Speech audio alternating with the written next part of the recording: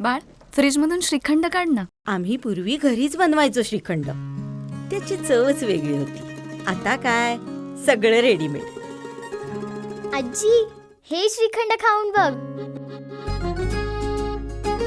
आज तुझ्या आईनं घरीच बनवलं की काय?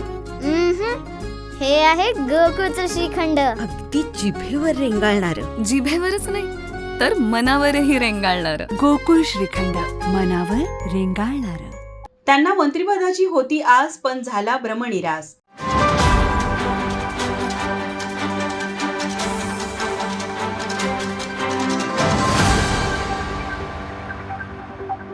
रविवारी मंत्रिमंडळाचा विस्तार झाला. यामध्ये 33 कॅबिनेट मंत्र्यांनी शपथ घेतली. या मंत्रिमंडळ विस्तारात काही आमदारांना लॉटरी लागली तर काही बड्या नेत्यांचा भ्रमनिरास झाला. त्यांना मंत्रिपदापासून दूर राहावं लागलं. राष्ट्रवादी अजित पवार गटाचे ज्येष्ठ नेते छगन भुजबळ यांना मंत्रिपदाची आस होती, परंतु ऐनवेळी त्यांचा भ्रमनिरास झाला. मंत्रिमंडळ विस्तारात ज्या आमदारांनी शपथ घेतली त्यामध्ये अजित पवार गटाचे नेते छगन भुजबळ यांचे नाव नव्हते. त्यामुळे छगन भुजबळ नाराज झालेत. छगन भुजबळ आता राष्ट्रवादी सोडण्याच्या वाटेवर असल्याची चिन्हे दिसून येत आहेत. दुसरीकडे कोल्हापुरातून शिवसेनेचे राजेश क्षीरसागर यांना मंत्रिपदाची आस होती, परंतु ऐनवेळी त्यांचाही भ्रमनिरास होऊन राधानगरी भुदरगड मतदारसंघातून सलग तिसऱ्यांदा निवडून आलेले प्रकाश आंबेडकर यांना मंत्रिपदाची संधी देण्यात आली. राजेश क्षीरसागर नाराज नसले तरी मंत्रिपद न मिळाल्याचे त्यांच्या जिव्हारी लागलं असणार हे नक्की. अशाच प्रकारे शिंदे गटातील माजी मंत्री तानाजी सावंत आणि भाजपचे सुधीर मुनगंटीवार यांचाही मंत्रिमंडळात समावेश करण्यात आला नाही.